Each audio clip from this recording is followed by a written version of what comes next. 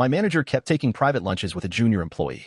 Rumors swirled, but no one had proof until I accidentally received a misdelivered email. It was a hotel receipt for their weekend getaway. Instead of confronting them, I forwarded it to the entire department with the subject line, "Oops, wrong recipient." The next morning, they walked into work to something that made them instantly regret everything. I, 38 male, work in a mid-sized marketing firm in downtown Chicago. I've been with this company for over 11 years. It's not glamorous, but the pay is decent, and I like the stability. The office is on the 15th floor, glass walls, cold gray carpet, the usual. You come in, do your work, maybe joke with a few coworkers, and go home. Pretty standard. Our manager, Richard, let's just call him that, is in his late 40s. Been with the company forever, knows the CEO personally, and has that kind of charm where he can make you feel important just by shaking your hand. He's good at what he does, no doubt. A bit arrogant, but people let it slide because he brings in big clients and always manages to meet deadlines, no matter how ridiculous. Everything was normal until Lisa, 24F, got hired as a junior content strategist. She was fresh out of college, super enthusiastic, and honestly kind of naive. She was assigned to my team, and I trained her on a few of the basics. She picked things up quickly, but what stood out more was how often she and Richard started hanging out. At first, it looked innocent. She'd go into his office for what we assumed were check-ins or mentoring sessions. Then it turned into coffee runs together. Then private lunches. At first once a week. Then twice. Then almost every day. It got weird. Sometimes they'd leave at 11 a.m. and not come back until almost 2.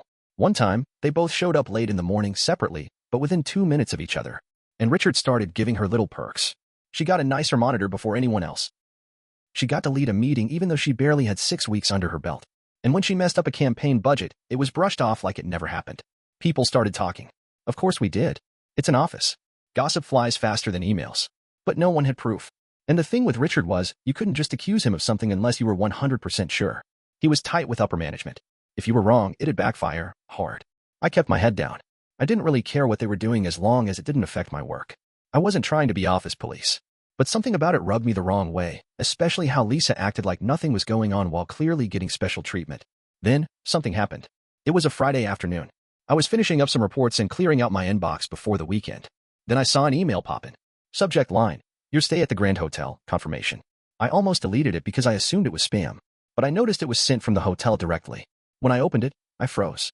It was a full receipt for a weekend booking at the Grand Hotel Chicago. 2 nights in the romance package suite. Check-in on Friday evening. Checkout Sunday. Spa treatments for 2. In-room champagne. Breakfast delivered both mornings. Room service charges. Everything. And right at the bottom, under guests, Richard, last name, and Lisa, last name. It had come from Lisa's personal Gmail account. But somehow, I was in the CC line instead of Richard. Total mistake. Maybe she meant to forward it to him but hit the wrong autofill. I stared at the screen for a full minute. My first instinct was to delete it and pretend I never saw it. But then I remembered how smug they both looked every time they came back from lunch. I didn't think about it too long. I just clicked forward, added the entire department's group email, and typed one line in the subject. Oops, wrong recipient. Then I shut down my computer and went home. When I walked into the office Monday morning, I knew something had gone down. It was quiet. Too quiet. Normally, there's some chatter, someone laughing by the coffee machine, someone complaining about the printer. But that morning, you could hear the elevator ding from across the floor. I went to my desk, sat down, and opened my laptop. There were over 50 new emails, all internal. No one had replied to my oops, wrong recipient email directly, but it had definitely been seen. I could tell from the vibe.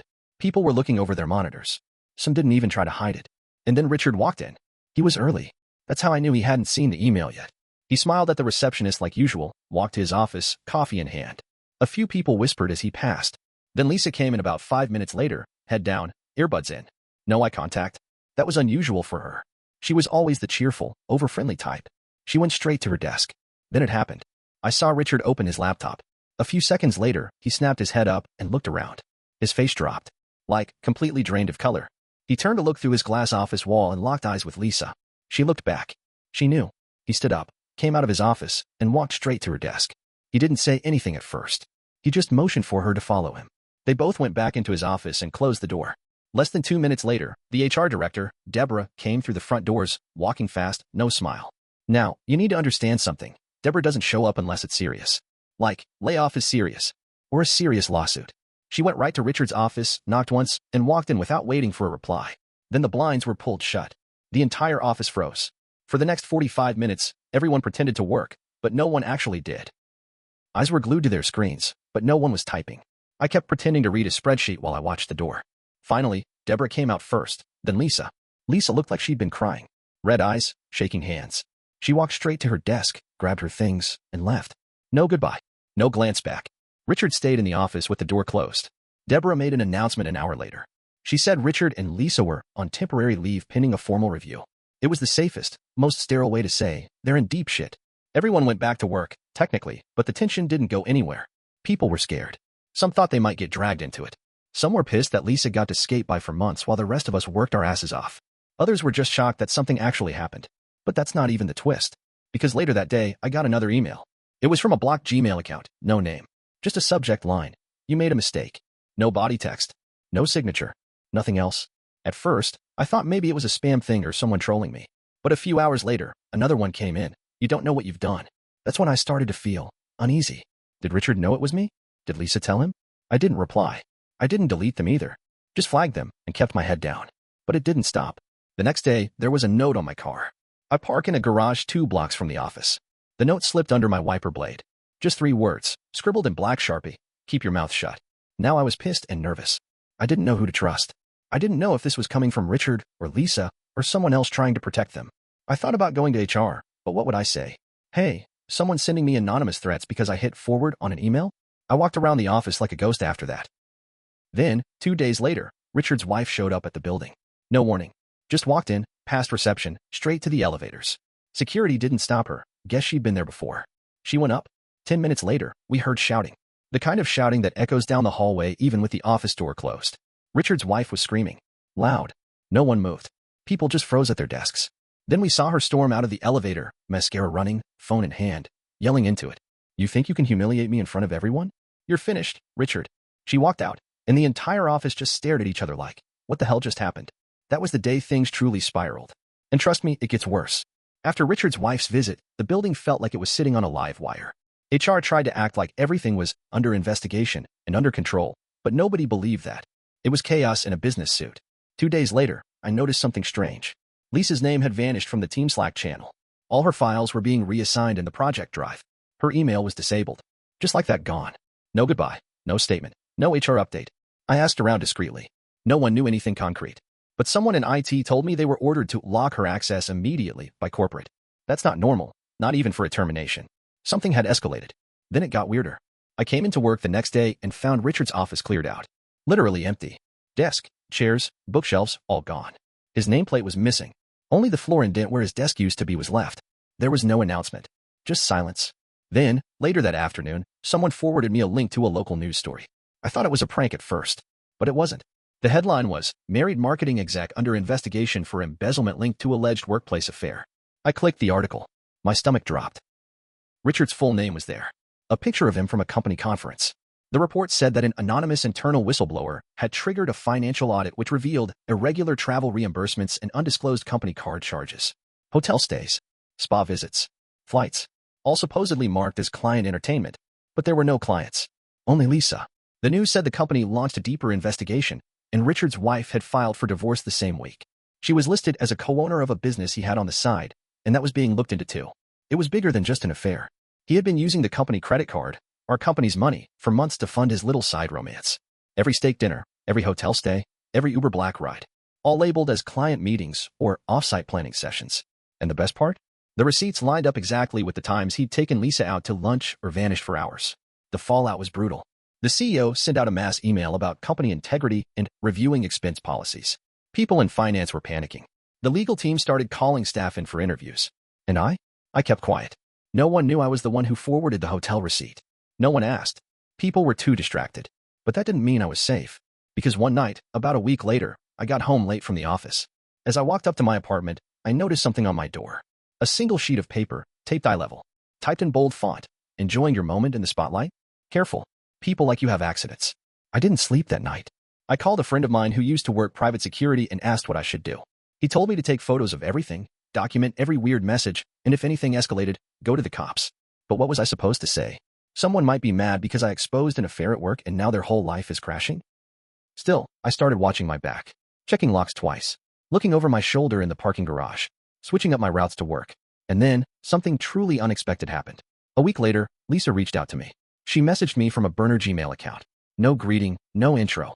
Just, you don't know what they're covering up. He wasn't just sleeping with me. I wasn't even the first. I froze. I stared at that message for what felt like an hour. I had no idea what to do. I didn't reply. I just sat there, sweating. Was she trying to clear her name? Was she warning me? Or was she part of something bigger? And what did she mean he wasn't even the first? Was Richard doing this for years? Were there other women? Other shady expenses? Then, a day later, a man from legal showed up at my desk. Not someone I recognized. He wasn't with our usual corporate lawyers. He handed me a form to sign. A NDA. He said it was to protect the company during the investigation. I told him I wanted to review it with my own lawyer. He frowned and said, "We strongly recommend signing today." I didn't sign. That's when I realized this went way deeper than just an office scandal. Someone was scrambling to cover things up. And somehow, I was now right in the middle of it. I didn't sign the NDA. A few hours after the legal guy left my desk, I got a meeting invite from Deborah, the HR director. Private. No agenda listed. Just her office, for PM. I felt sick to my stomach. I walked in, and to my surprise, the CEO was there. Not on Zoom. In person. He never sets foot on our floor. Deborah asked me to close the door. She said this conversation was sensitive and off the record. Then the CEO spoke. He didn't dance around anything. "We know you forwarded the email." I just nodded. He didn't seem angry, more tired than anything. "Do you understand what you've started?" he asked. I said nothing. He went on to say that Lisa had filed a legal complaint against him, not Richard. That's when everything twisted. She claimed the CEO himself had propositioned her during a business dinner months before she even started going out with Richard. That he had promised her career growth in exchange for keeping quiet. And that when she said no, Richard took over. The whole company was now facing legal exposure. Not just because of Richard's affair, but because of what came before it. Apparently, Lisa had a copy of a recorded phone call. Not with Richard. With the CEO. The night she decided to take the job. She hadn't played it yet, but her lawyer had it, and they were ready to go public if she didn't receive a formal settlement. I was speechless. She had flipped the entire script. What I thought was just a manager sleeping with his junior employee turned out to be something way more toxic. I asked why they were telling me all this. The CEO said, "Because your email is the first documented trigger of this chain of events. If this goes to court, you might be subpoenaed.